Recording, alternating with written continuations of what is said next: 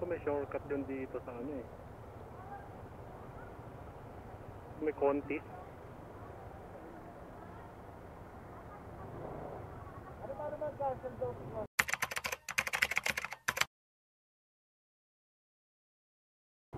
Ha? Cancel.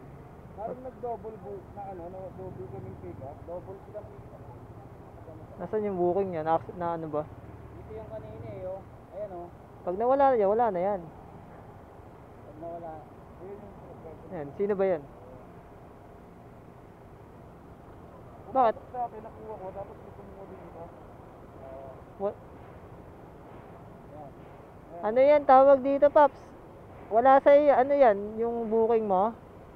Hindi pa, nagbag din yan sa'yo. Wala na rin yan, tingnan mo. Oo nga, wala nga rin eh. Ha? Ingat ka dyan.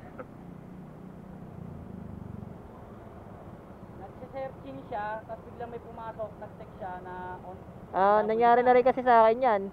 Yung ganyan, nakuha ko, pagpunta ko, ibang booking yung pumasok sa akin. Oo, refresh mo yan, refresh mo. Ay, wala na, makakalis ka na eh.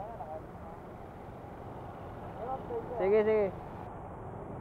Pag nahuli ka, disable yan yung ano, account mo. Pwede pala yung ganun, tatampa ka sa ibang ano. Hindi, nag-ano yun sir, nag-overlap yung ano, booking. Nangyari sa akin yan, may content akong ganyan sir. Nasa pick up na ako sir. Pagkita ng customer, iba yung ano, ay walang booking sa kanya. Pero nung sa akin, nandun yung booking niya. Nung nirefresh ko yung app ko, yun, ibang booking yung akin. Ibang booking yung nakapasok sa akin. So yung mas ano sa akin, sir, malala kasi ang layo ko nung sa pick up ko.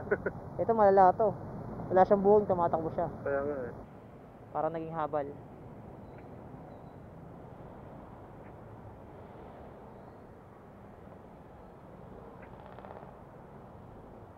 Ang masakit nun, yung ano niya, yung nakakuha ng booking.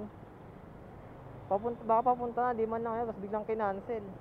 Natawag naman siguro. Pag kinasa, di na matawag eh, no? Oo, sir. Kaso nga lang, baka kaganina pa, nakaalis na sila eh. Oo.